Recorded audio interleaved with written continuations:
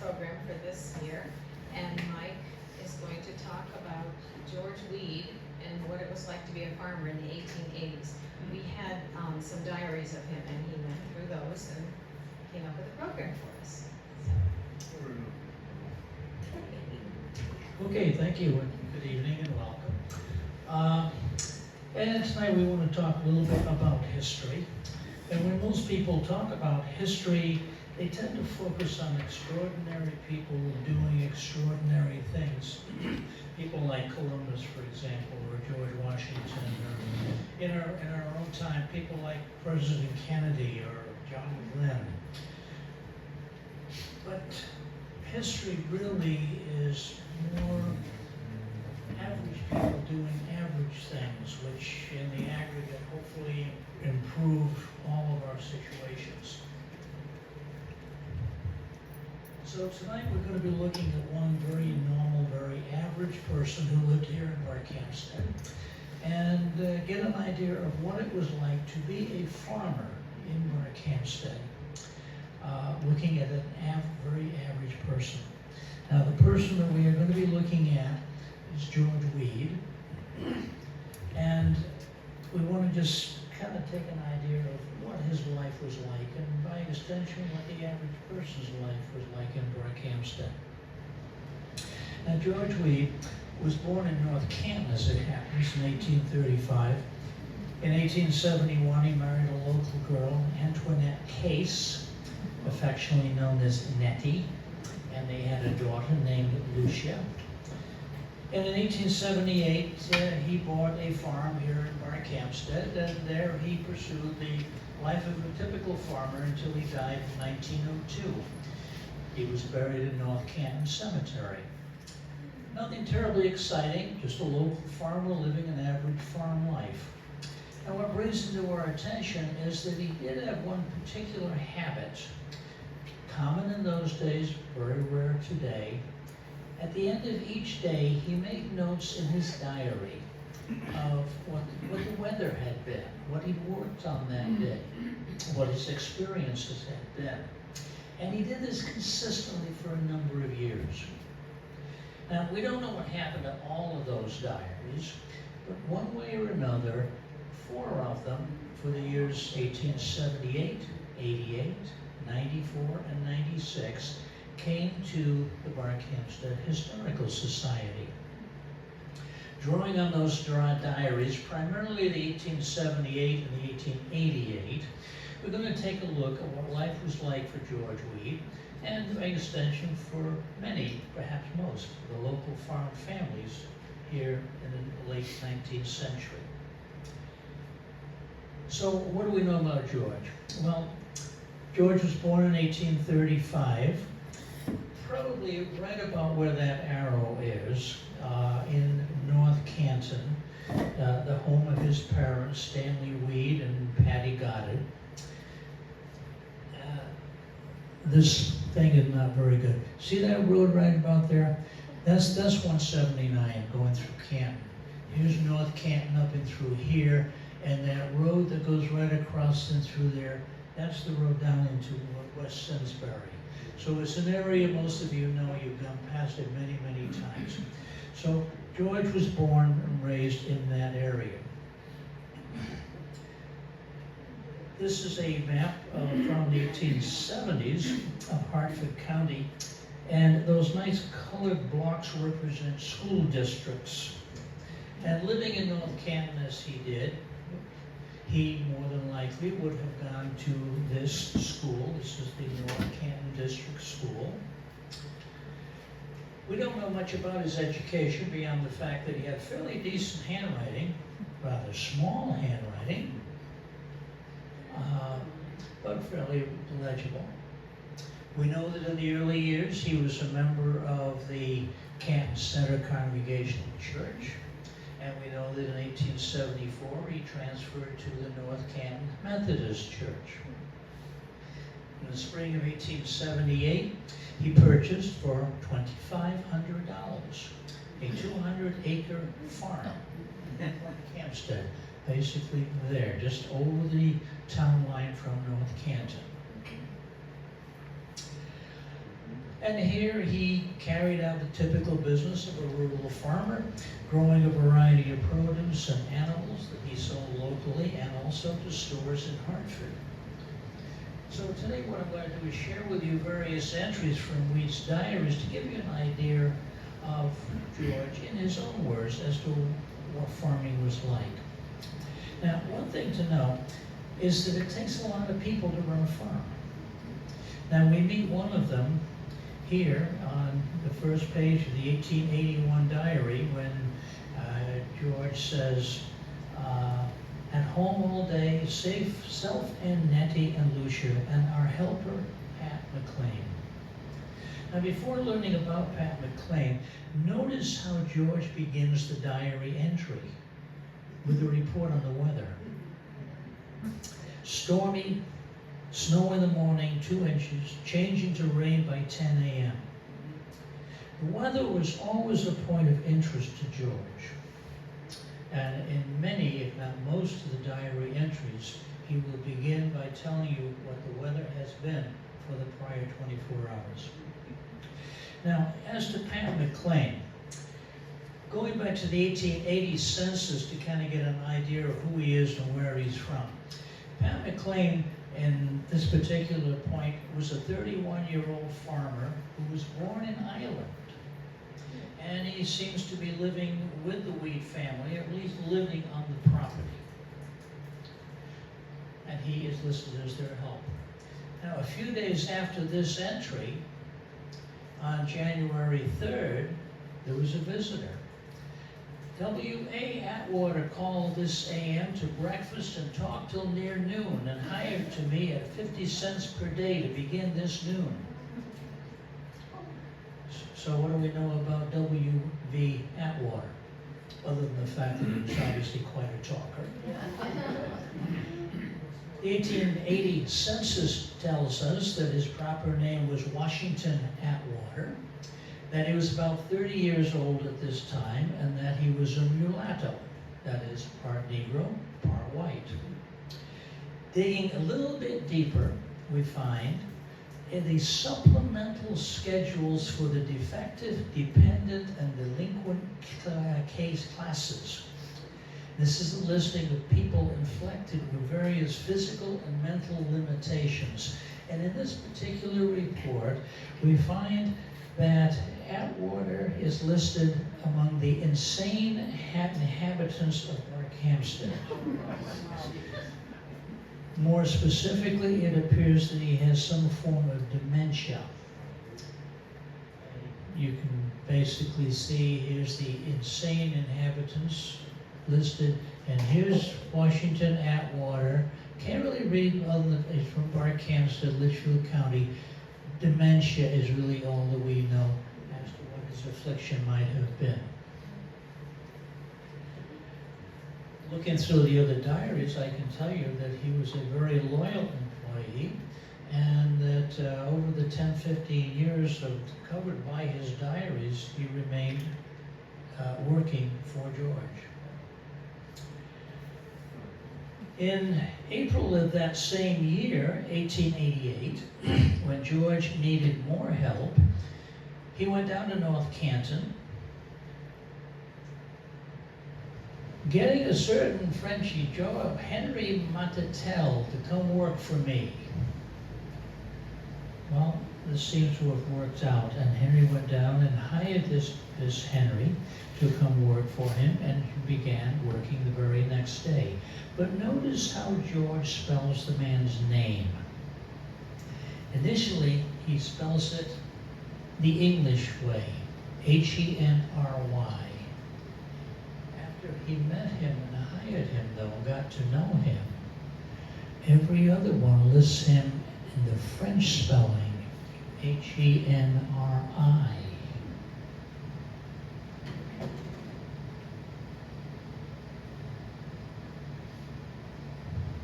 A little later in the summer, there was a worker by the name of Luigi the Italian. And a bit later, there was Andy, who claimed to be Swiss, but George had his doubts.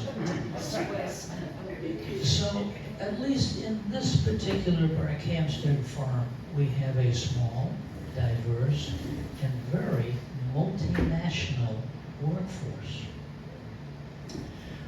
Working arrangements on the farm seem to be rather casual. Sometimes a worker would come late in the day. Sometimes they seem to have stayed overnight. Some days a worker would go home early. Numerous diary entries, including this one, mention that George was alone on that particular day because nobody came to work. And you can see, where's my little sticky thing here? Somewhere in through here. Whoops. There it is. No help today. That's why he had to go down and hire Henry. George would keep the accounting in his diary, and periodically he would list that in this particular case, talked of settling accounts with W. Atwater, January 3rd through January 6th, so many days, so many dollars, cash and goods given, balance due, and so forth and so on. So he would keep tabs in his diary of how much he paid his various things. Sometimes George would offer an employee an annual salary. Now this particular person, to begin working for me today, is to work for 1 year at $225, free room and firewood, and also a cow, so that he has his own supply of milk.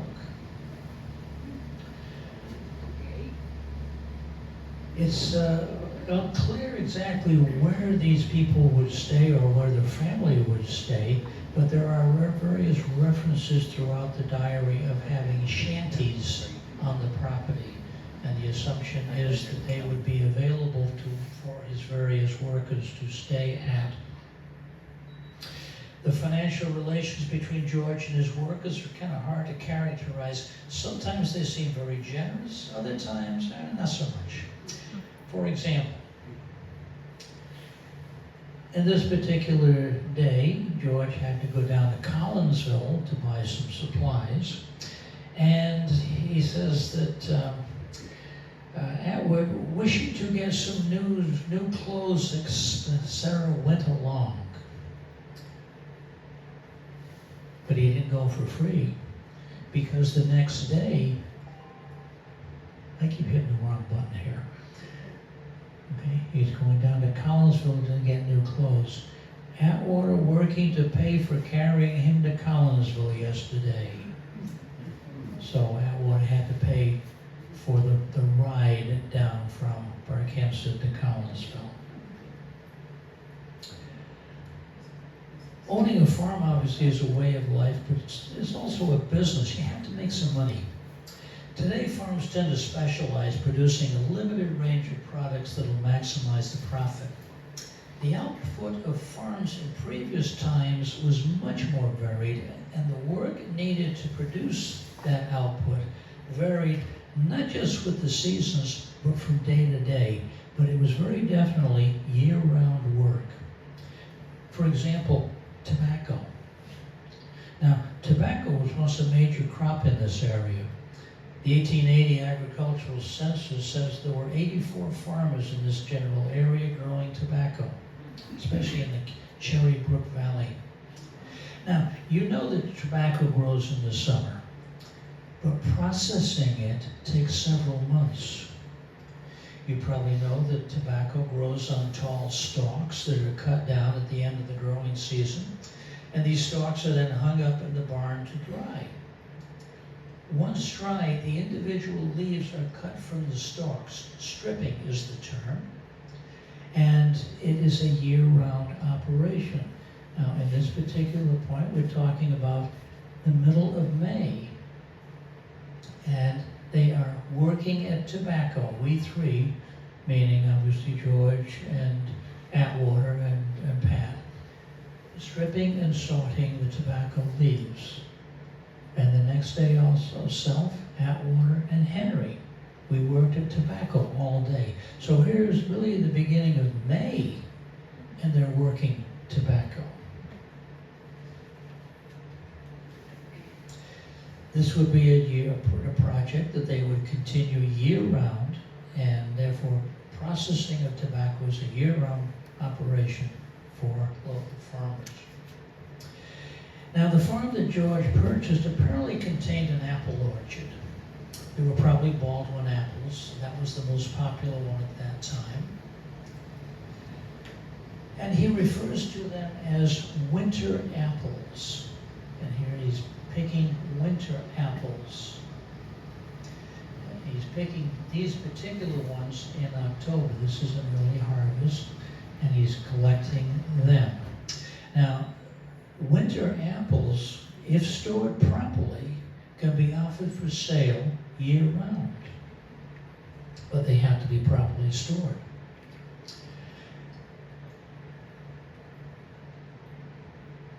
The next item here, he is selecting apples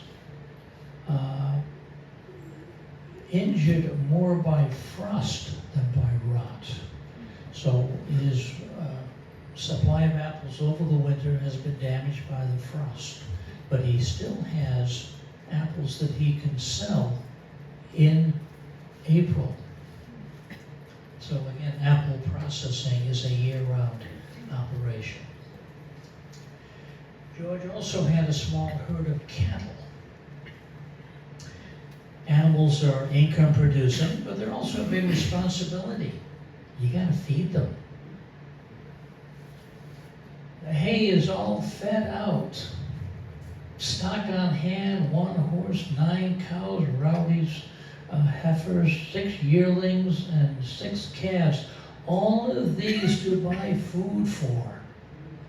You can almost hear the desperation in his voice. That here it is in April and he has run out of food. What's he going to do? Well, as it happens, he was able to get an emergency supply from one of his relatives who lived fairly close by.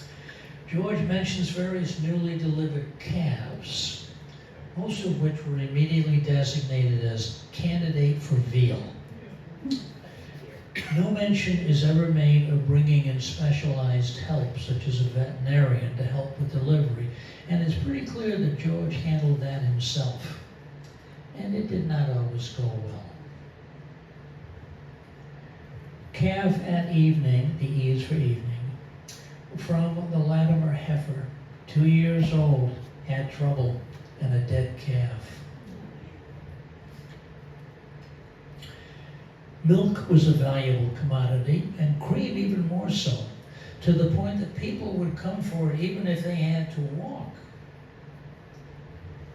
King, the cream gatherer, got 5 days of cream here, left his team this side of Goddard's and carried the cream down. The road is out, the road not open tonight. This is in January after a snowstorm. He had not been able to get his cream to market, so the guy that's in charge of selling it has walked up to his farm and carried down through the snow a collection of cream. Cream can be made into butter, and butter seems to have been one of George's main products. The farmhouse process he used produced butter in the shape of a ball, and this process is referred to as balling butter. And it was a job to do when you had a few spare minutes in the farmer's day. And like many farms today, George had a flock of chickens, so along with the milk and the butter, he sold both prepared birds and eggs. There were also pigs on the farm. And here George reports, pig killing today, self and wash with Henry Adams as butcher. 2 pigs, 235 pounds, 200 pounds, 435 pounds total pigs. He has brought in his neighbor, Henry Adams, to help with the butchering of the pigs, which obviously is a more specialized skill. And they have worked on that now, and Adams got paid $1 for his work. That's a lot of pork. And it's much more than can be processed in one day. And so diary entries for the next few days tell of George Atwater and Pat cutting up, salting, packing fresh meat. Atwater got to take some of the meat home, but he had to pay for it. Down here at the bottom, Atwater, pork, 2.5, I'm not sure what that would really mean, but pay 3 days. So Atwater had to work for 3 days to take home his supply of pork. The swapping of produce for labor was a very common practice. Much of what George produced, he sold locally, but he also made regular trips to Avon, to Simsbury, and to Hartford, taking whatever it is that he had available at that particular point. Here he's going to Hartford to sell, whoops, wrong button. He is going to Hartford to sell butter and eggs, chickens, and potatoes. And in this particular one, Martha, who's his younger sister, rode in with him. Sometimes one of the other neighbors would go in, and sometimes they would take turns taking each other's products into the various markets.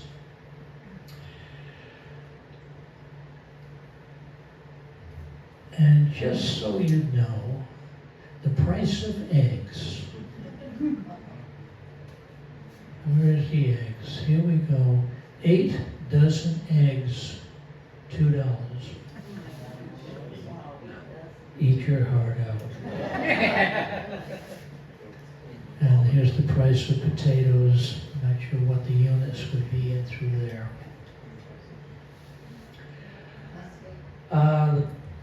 According to my note here, 85 cents a bushel for potatoes. And when going to Hartford, you sometimes go with a neighbor, other times going alone. In this case, Martha's going in with him.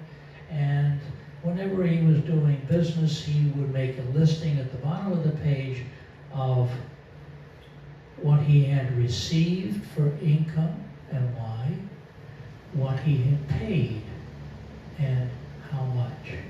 So he kind of tracked all of his expenses, both income and outlays. Now going to Hartford and back by wagon makes for a very long day.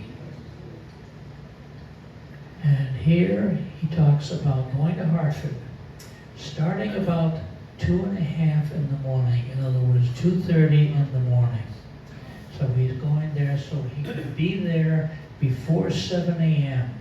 He's carrying butter for JRW. That's probably his brother. He's taking in some butter for the brother to sell.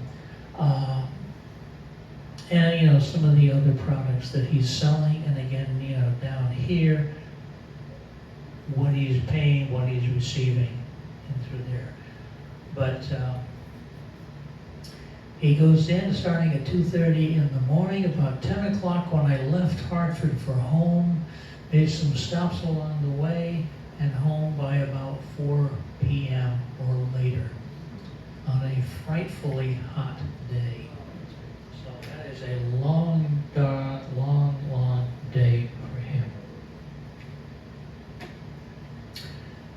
And of course, once he get home after the regular chores.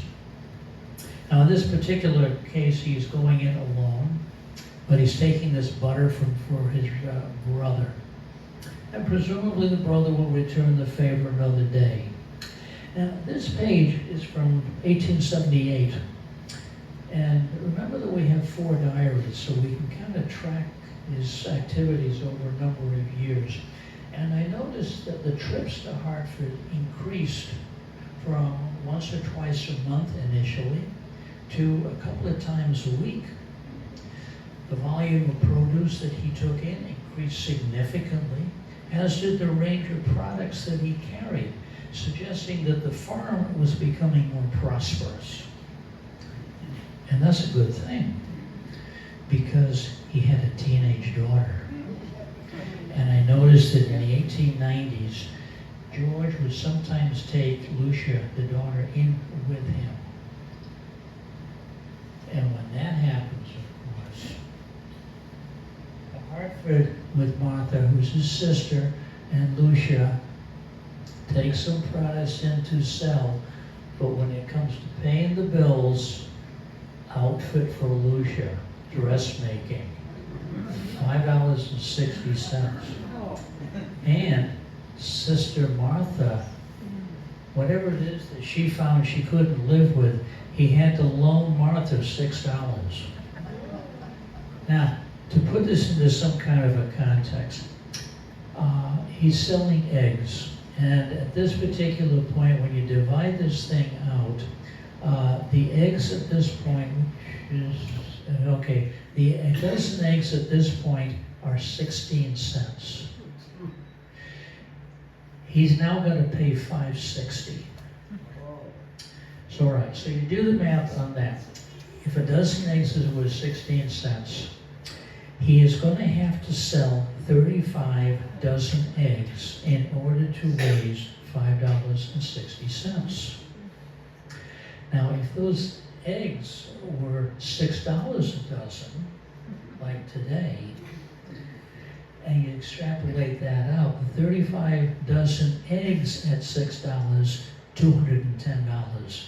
So basically, Lucia has gone out shopping here, $210 at a dressmaker, and Aunt Martha has blown even more, though we don't really know what she got.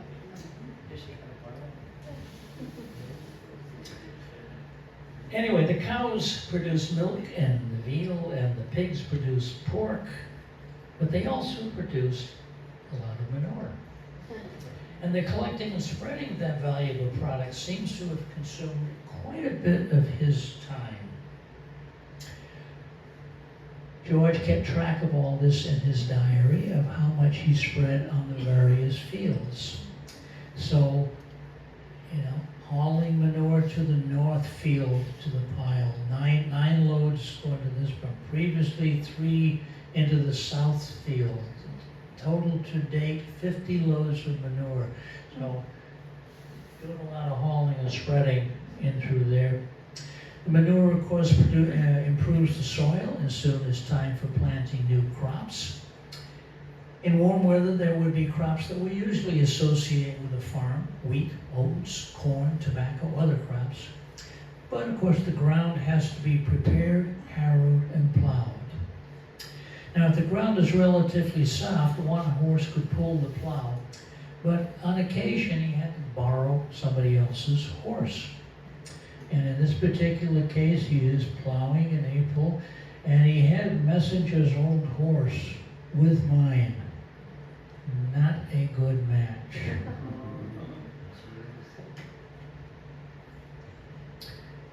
Sometimes George would actually have to bring in a team of oxen, and he would simply borrow those from his neighbor.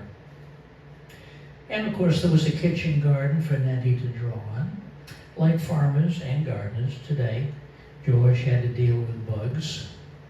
And here he notes that he spent a portion of his day hoeing the garden and picking the bugs off the potato plants.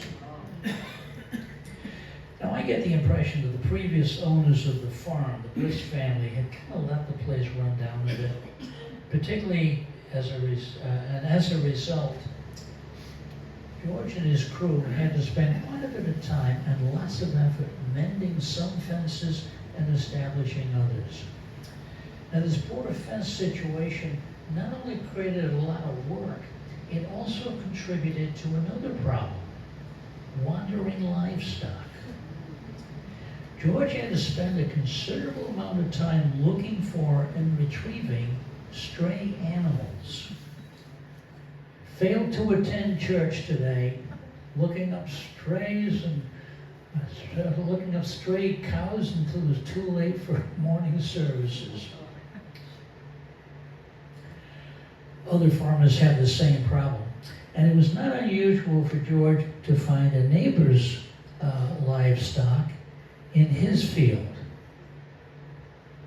much of AM chasing cows and steers from my lot back into Payne's. Too much running.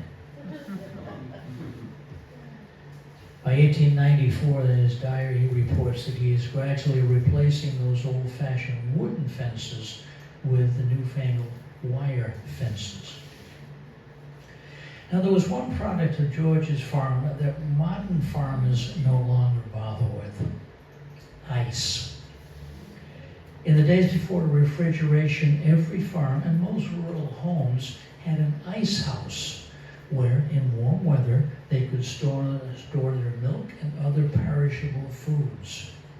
But the ice house had to be stocked with blocks of ice, harvested during the winter.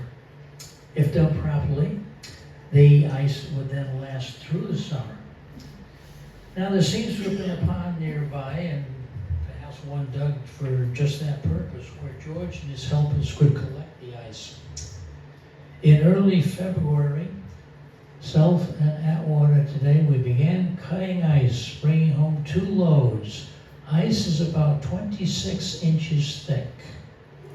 Very slow work, sawing, and very hard work hauling it.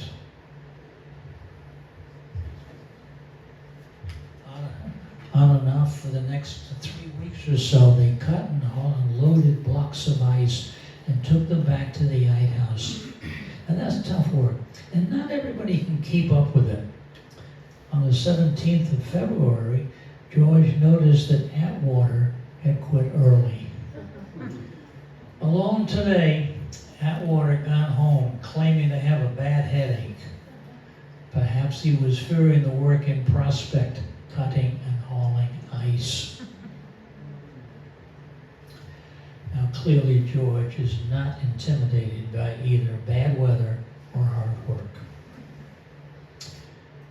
Small towns like Barkhamsted and North Canton relied on public-spirited people such as George to serve on the boards and the commissions that made small towns function. Now, while George lived here in Barkhamsted, he still had connections to North Canton. He remained a member of the North Canton Methodist Church, which was that one, which of course is still there and still active. And he was a director of the Sunday school, and he was on the board of directors. I might mention here also that the North Canton Church, that one, is an offshoot of the one in North Canton. They are, in fact, really sister churches sharing the same minister, and they still have services in both places. You'll see it advertised every once in a while, so neat place to go. It's no electricity, no heat. It's like going there when George was there. You go in with a candle, and you make sure that you're dressed nicely and warm, because they have an old wood burning stove in there to heat the thing up, and it's really kind of a neat thing. George referred to it as the hill, which is ironic, consists of the bottom of a hill. But he would go there in his capacity as board of directors to check on that particular building also.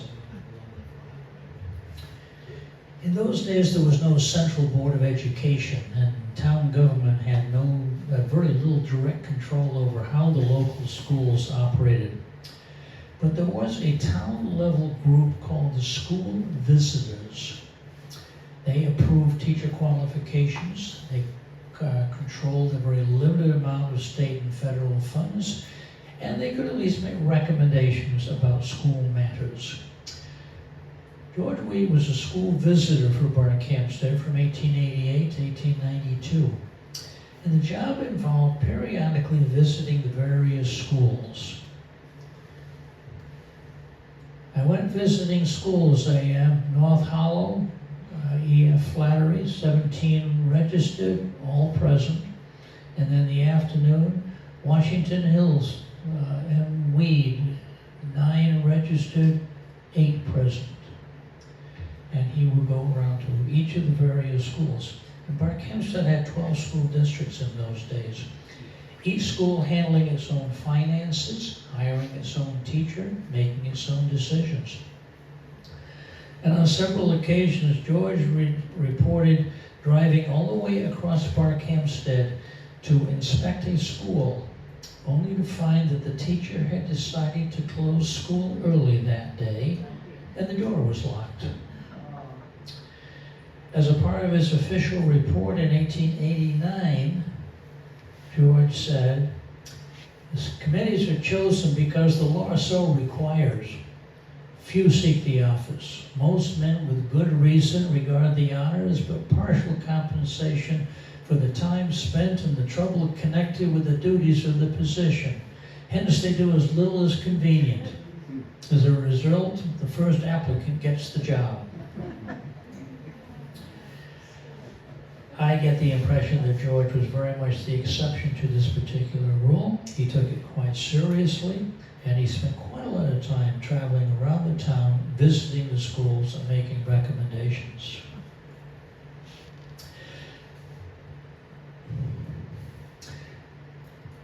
Let me mention a couple of aspects of George Wheat's story that I found particularly interesting. Number one, the range of products that this farm produced for sale. Today we expect a business, farm or otherwise, will focus on a particular product or a limited range of products. George offered quite a range, and he tended to list them and the prices he got paid for them on his diary. He sold beef, veal, milk, cream, butter, dressed chickens and eggs, corn, tobacco, wheat, oats, apples, potatoes, turnips. He also offered various berries, grapes, chestnuts that he collected in the wild, and of course, ice. In every week throughout the year, work was underway to prepare one or more products for market. Item number two. The very informal relationship between the employer and employees. Workers tended to come and go at fairly short intervals. George never really knew from one day to the next who would show up for work. Many diary entries mentioned he was alone that day and that someone showed up halfway through the day. Probably because of the difficulties of travel, workers often would have stayed over at the farm, sometimes for days at a time. But there were numerous references also to George letting one of the farm workers take his wagon or his team of oxen, take them home to use on their own little farms. Next, the reliance on neighbors. George apparently could borrow horses, oxen, farming tools, and other necessities from neighbors pretty much whenever he needed them. And if his grain supply ran low, more was available locally. George's parents and in-laws lived literally within walking distance, and family members got together a couple of times a week. Dropping Lucia off at grandmother's house was a common occurrence. Neighbors came to lend a hand on large projects, such as when they had to move a barn or when he was butchering pigs. Excess grain could be stored in a neighbor's barn, or an animal from a nearby farm might be housed temporarily in George Wheat's barn. Neighbors worked together to maintain community infrastructure. Here we see George working to maintain the road in front of his house. Worked on highways today, South Atwater and Henry and team and tools. Also new planks on the bridge. And when the other guys went home, I worked on, later I worked on the land alone. Going by rail. Now, I've known for years that there were railroad stations all over Connecticut. Nevertheless, I found it odd to read about Nettie taking the train from Simsbury to visit her relatives in New Britain. Or George having to go down to Collinsville to meet the train bringing Lucia home from a visit somewhere. The railroad station in New Hartford is also mentioned several times. Different lines went to different locations, of course, and the Wheat family apparently had a guide of some sort, letting them know what time the various trains would arrive at which station. And lastly, awareness of the weather. As with many diaries from the past, most of the entries that George made reported the weather. Not just rain and shine, but specific temperatures, wind direction, and how conditions change throughout the day. Now these diaries are obviously for specific years and for one location, so it's unfair to draw broad conclusions, but I couldn't help but notice that in all 4 diaries, the weather was significantly colder than our weather is today.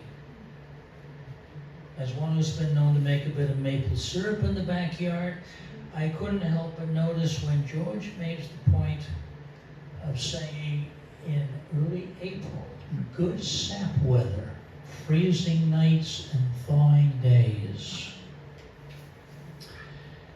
Today's sap weather would probably be the beginning of March, not the beginning of April. So clearly, daily weather was always top of mind for George Weed.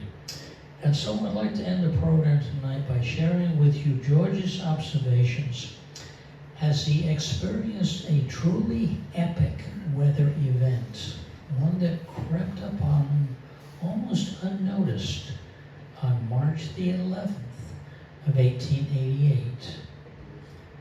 It was a normal Sunday, church in the morning, dinner with relatives. The weather had been cold, often close to zero and blustery since the beginning of the year. Snow flurries were common, and so it caused George no particular concern when early on Sunday morning, again, early on Sunday evening, he would note the day was cloudy, evening, snowing.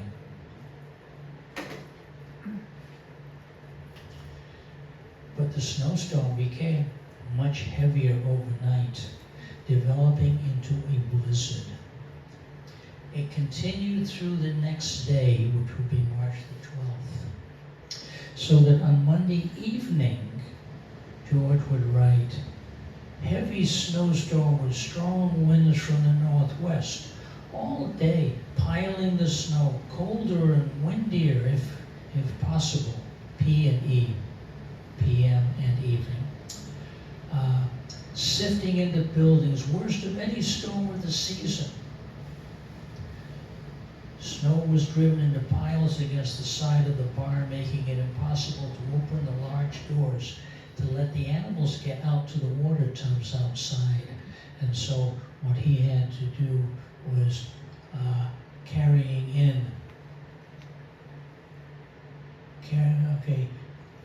carrying water to stocks in the stables. Too much snow to get the doors open to go in.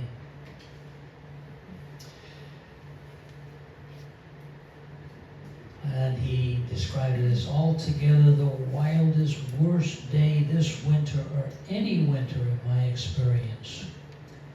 That storm continued all of Monday night and all of the next day.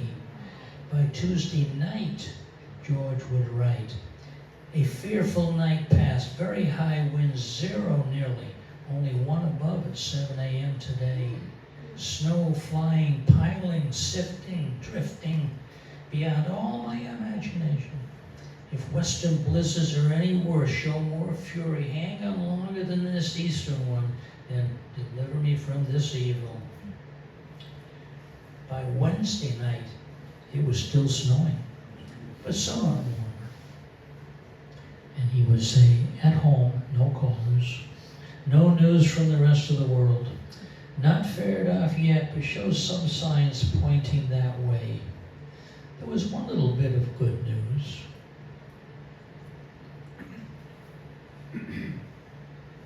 Calf from Jerry Ann, one of his cows, candidate for veal.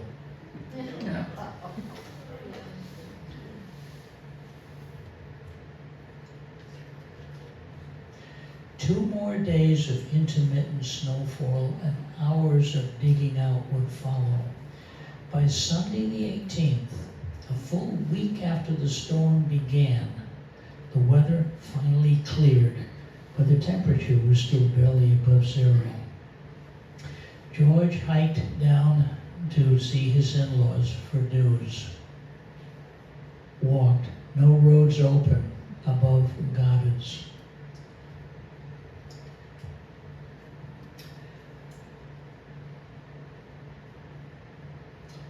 And they would remain blocked for several days, and George, along with his various neighbors, would spend many, many hours shoveling snow.